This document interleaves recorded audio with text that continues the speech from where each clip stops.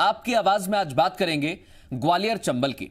वही चंबल जिसके आसपास मध्य प्रदेश की सियासत घूम रही है और सियासतदां वहां डेरा डालने की तैयारी में है। यह वही इलाका है जहां 2018 में बीजेपी ने हार का मुंह देखा, लेकिन इस बार बीजेपी नए नए तरीके आजमा रही है ताकि इस क्षेत्र पर वैसा प्रदर्शन किया जाए जिससे उसकी सरकार यहां पर बनी रहे। वहीं विपक्ष में बैठी कांग्रेस लगातार अपनों के जाने से दुखी है। इसके बाद बागी का टैग भी उन पर लगाया जा रहा है और यह बताया जा रहा है कि जनता जनार्दन उनसे इस बात का हिसाब लेगी। कुल मिलाकर दोनों ही पार्टियां ग्वालियर और चंबल पर नजर गढ़ाए बैठी हुई हैं, लेकिन फतह किसको मिलेगी इसकी लहर पर यह देखना होगा। उससे पहले आप ये रिपोर्ट देखिए, कुछ खास मेहमान भी हमारे साथ जुड़ेंगे, चर्चा करेंगे।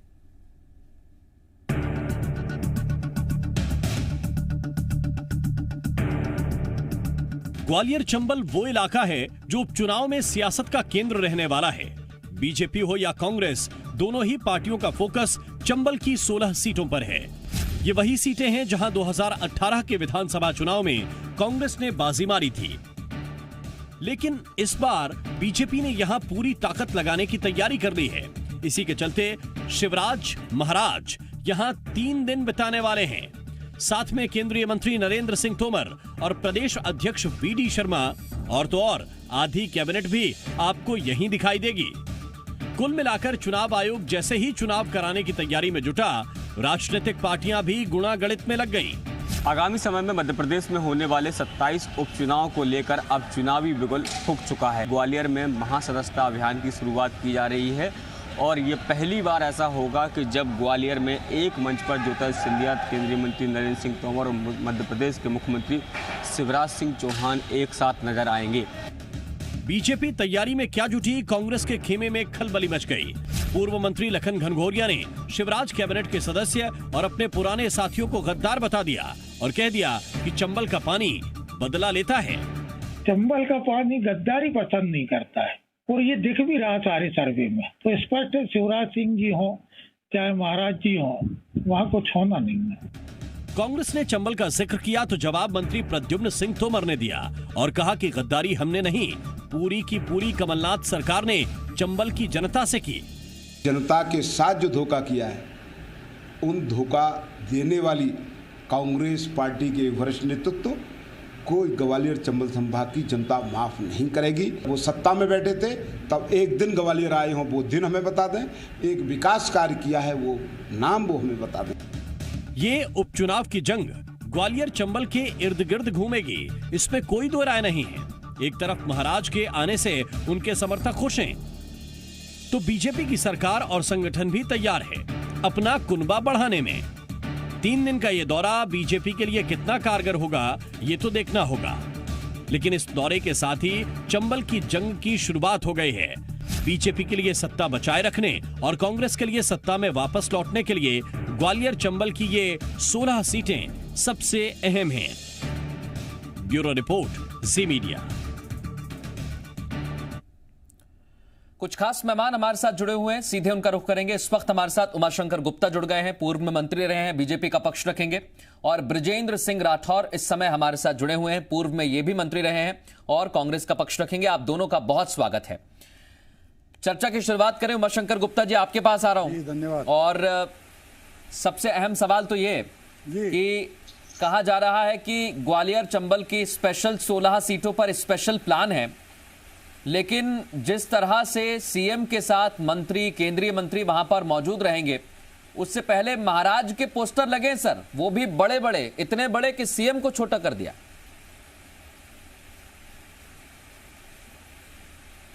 नहीं, देखिए, ये छोटे बड़े का प्रश्न भारतीय जनता पार्टी में नहीं रहता। छोटा लगा बड़ा लगा ये चिंता का विषय नहीं है। जनता में भारतीय जनता पार्टी कमल का फूल लेकर जाती है और वहाँ माननीय शिवराज सिंह चौहान जी, ज्योतिरादित्य सिंधिया जी, नरेंद्र सिंह जी तोमर जी, वी.डी. शर्मा जी और अन्य हमारे सभी नेता मंच पर रहेंगे। यहाँ कोई भारतीय जनता पार्टी में ऐसा नहीं होता कि वो दिखाने के लिए एक एक को पकड़ के लाकर 2-4 साल 5 साल में एक मंच पर बिठा दिया जाए। यहाँ सब एक मंच पर रहते हैं और छोटी बड़े की बात नहीं होती।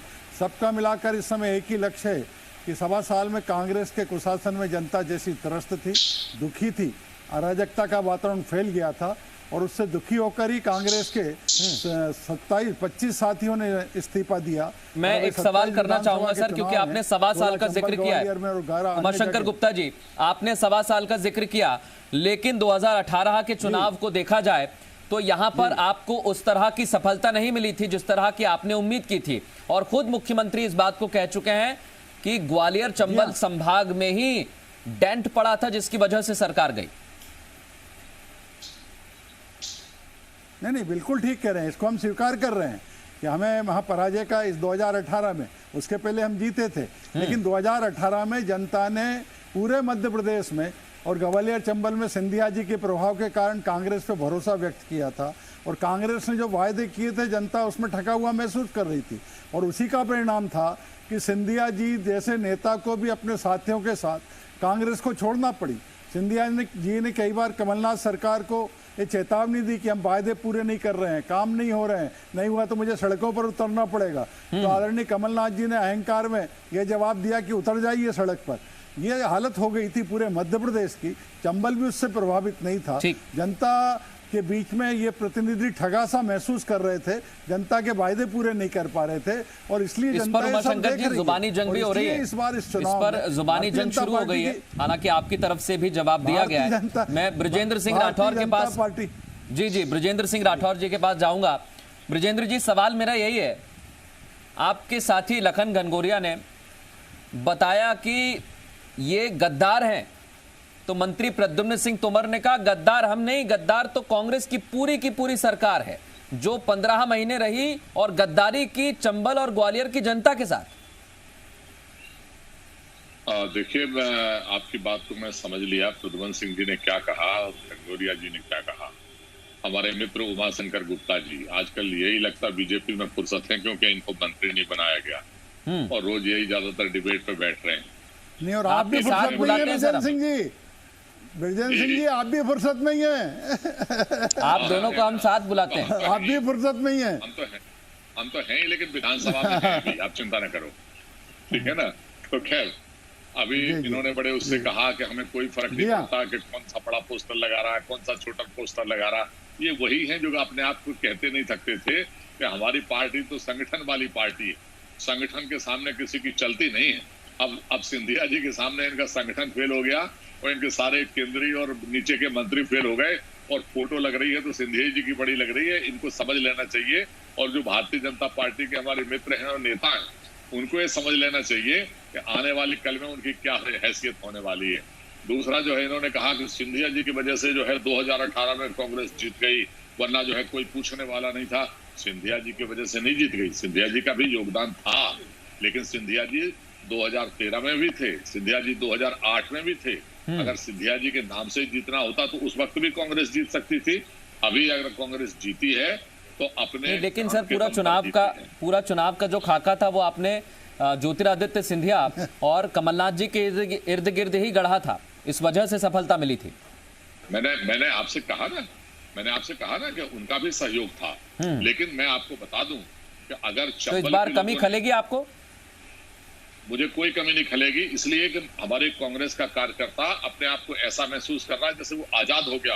ये मैं नहीं, ग्वालियर चंबल के लोग, वहां के कार्यकर्ता ऐसा कहते हैं। इस पर एक सवाल करना चाहता हूं राठौर साहब में, क्योंकि आपने कहा कि आपका कार्यकर्ता आजाद महसूस कर रहा है और बीजेपी उसी आजाद कार्यकर्ता को अपनी पार्टी में लाने की तैयारी कर रही है।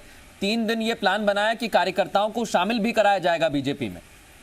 देखिए, कांग्रेस का कोई जो कार्यकर्ता है वो बीजेपी में जाने वाला नहीं है। जो बिल्कुल उनके इर्द गिर्द वाले होंगे उनमें कोई चला जाए तो मैं कह नहीं सकता, लेकिन जो जमीनी कार्यकर्ता है वो कोई जाने वाला नहीं है। मैं आपको स्पष्ट कर दूं, ये जो दौरा बना रहे हैं ना कि 3 लोग जाएंगे, बड़ी भीड़ इकट्ठी करेंगे, ये सरकारी दौरा है। जिस दिन सरकार से उतर के ये आम जनता में वोट मांगने जाएंगे, उस दिन वही हाल होगा जो अभी दंडोतिया जी के साथ हुआ है। पब्लिक जो है मुरैना की, भिंड की, ग्वालियर की, चंबल की और मध्य प्रदेश की, ऐसे लोगों को घुसने नहीं दे रही है गाँव के अंदर। और जो हमारे भाई प्रद्युम्न सिंह जी ने कहा कि हमने नहीं, धोखेबाजी किसी ने की, गद्दारी किसी ने की, ये लखन घनघोरिया जी क्या कह रहे हैं, प्रद्युम्न तोमर जी क्या कह रहे हैं, सवाल किसका नहीं है, इससे कोई फर्क नहीं पड़ता। फर्क पड़ता है कि चंबल की जनता क्या कह रही है। बिल्कुल, चंबल की जनता क्या कह रही है, और इतना फर्क पड़ता है हम बता भी रहे हैं कि 27 सीटों पर चुनाव है, लेकिन इन्हीं 27 सीटों पर 16 सीटें बड़ी स्पेशल हैं और इसके लिए स्पेशल तैयारी बीजेपी की तरफ से की जा रही है। मैं आपके पास आ रहा हूं उमाशंकर गुप्ता जी, और मेरा सवाल यही है कि 2018 में जो डेंट पड़ा उसके बाद जो समीकरण बदले वो हम सब ने देखे, लेकिन क्या अब बीजेपी पहले से ही पूरी तैयारी के साथ जा रही है, या बीजेपी को लग रहा है कि वहां पर मेहनत थोड़ी ज्यादा करनी पड़ेगी इसलिए वहां पर प्लान बनाया जा रहा है? पूरी कैबिनेट वहां पर रहेगी 3 दिन तक? नहीं मृदुल जी, देखिए कोई भारतीय जनता पार्टी हर छोटे बड़े चुनाव को हमेशा गंभीरता से लड़ती है, पूरी ताकत के साथ लड़ती है। मैं एक निवेदन करना चाहता हूं। आदरणीय बृजेंद्र सिंह जी ने कहा कि सिंधिया जी का बड़ा पोस्टर फलाना छोटा। मैं उनको याद दिलाना चाहता हूं कि 2018 में ग्वालियर चंबल संभाग में कांग्रेस ने ज्योतिरादित्य जी को मुख्यमंत्री के रूप में प्रोजेक्ट किया था और उसी नाम पर उनसे वोट भी लिए थे। ये भी उस समय उन्होंने किया था। लेकिन अभी अब ज्योतिरादित्य सिंधिया जी भारतीय जनता पार्टी के सम्मानीय हमारे नेता हैं और हम सब मिलकर प्रयास कर रहे हैं। मृदुल जी, एक गणित देखना पड़ेगा, हवा में बातों से चुनाव नहीं लड़े जाते। आप देखिए कि इन 16 सीटों पर भी 27 में भी भारतीय जनता पार्टी कोई एकदम जीरो नहीं है। इन सभी सीटों पर कभी भारतीय जनता पार्टी जीतती रही है, कभी कांग्रेस जीतती रही है। भारतीय जनता पार्टी का अपना वोट बैंक बहुत बड़ा वहाँ है लगभग, और ये प्लस जो सिंधिया जी के नाम पर कांग्रेस को जो वोट मिलता था वो वोट भारतीय जनता पार्टी के जनता का जुड़ा है। और उसका परिणाम है कि जरा उन क्षेत्रों में आपके भी प्रतिनिधि जाते हैं, जब जनता के बीच में आप देखेंगे तो माहौल अलग ही है और इस बार वहाँ कांग्रेस का सुपड़ा साफ होने वाला है। मैं इस पर एक सवाल करना चाहूंगा। कांग्रेस का सुपड़ा साफ आप करने का दावा करते हैं, कार्यकर्ताओं को बीजेपी में लाने की तैयारी भी की जा रही है, 3 दिन तक ये पूरा अभियान चलाया जाएगा, तो क्या समझें कि जमीनी स्तर पर भी कांग्रेस के कार्यकर्ता को अपने पाले में लाने के लिए बीजेपी जुट गई है? नहीं, देखिए अभी हमारे माननीय सिंधिया जी, सभी विधायक मंत्रीगण और प्रमुख पदाधिकारी, क्योंकि कोरोना पीरियड था, नीचे क्षेत्रों में जा नहीं सकते थे, बड़े शहरों में बड़ी भीड़ उस समय संभव नहीं थी। अब इसलिए उन क्षेत्रों में जाकर वहाँ के लोकल जो पदाधिकारी कांग्रेस के रहे हैं, नेता रहे हैं, जननेता रहे हैं, वो सब उस समय से ही भारतीय जनता पार्टी से जुड़ने के लिए बेताब हैं। उन सबको जो भारतीय जनता पार्टी से जुड़ना चाहते हैं, उन सबको भारतीय जनता पार्टी से जोड़ने का अभियान भी इन दिनों में चलेगा। और हमारे मुख्यमंत्री जी, सिंधिया जी, नरेंद्र सिंह जी, BD शर्मा जी, ये सब उस क्षेत्र में जाकर लोगों से मिलेंगे, बातचीत करेंगे और एक चुनावी शंखनाद जैसा आपने कहा ये शुभारंभ हो जाएगा। ठीक है, ये शंखनाद होने वाला है और इस शंखनाद की ध्वनि कहां तक जाएगी ये तो पूरा प्रदेश देखेगा। बृजेंद्र सिंह राठौर साहब, बीजेपी दावा कर रही है सर, मैं इसलिए ये कह रहा हूं क्योंकि हमारे पास वो बाइट भी है जिसमें बीजेपी ने दावा किया है कि हम बहुत सारे ऐसे कांग्रेस कार्यकर्ता हैं जिन्हें अपने पाले में लेकर आएंगे, क्योंकि आपकी भी सर जुलाई के आसपास एक प्लानिंग बनी थी ग्वालियर चंबल संभाग की इन्हीं सीटों को लेकर, लेकिन उसमें कांग्रेस कामयाब नहीं हो पाई। अब कांग्रेस की क्या तैयारी आगे? देखिए, अभी हमारे मित्र ने कहा कि गणित ऐसा है कि इतने वोट कांग्रेस के थे और इतने बीजेपी के थे, तो मैं आपके माध्यम से पूछ रहा था, फिर इतने ये 3-3 और 5-5 नेता उतारने की फिर क्या जरूरत है? अगर आपको घबराहट नहीं है तो आप सारी कैबिनेट को चंबल में ले जा रहे हो, इसके पता आपको घबराहट क्या है? सवाल इनके जाने से कुछ नहीं फर्क पड़ता। ये कैबिनेट तो चंबल की है सर पूरी आधी।